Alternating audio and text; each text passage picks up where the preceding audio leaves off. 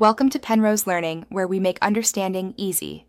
Futures trading offers exciting opportunities to potentially profit from price movements. At its core, profit is simply the difference between your entry and exit prices.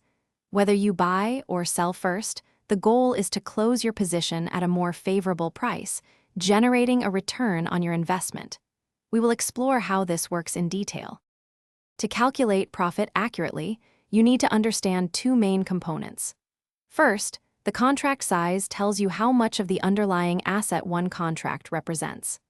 Second, the tick value is the smallest price increment a contract can move, and each tick has a specific dollar value, making it easier to track small changes. When you go long in futures, you believe the market will move up.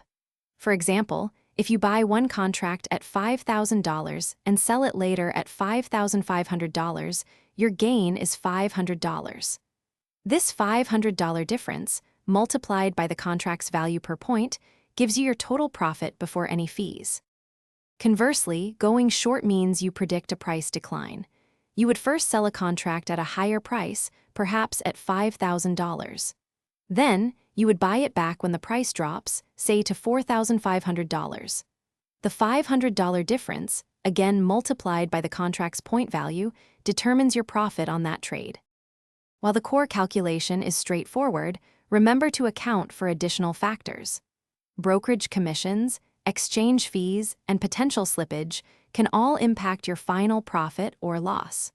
Always factor these costs into your trading plan for a clearer picture of your actual returns.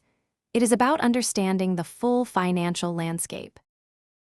Thanks for watching. If this was helpful, leave a like and consider subscribing. See you next time.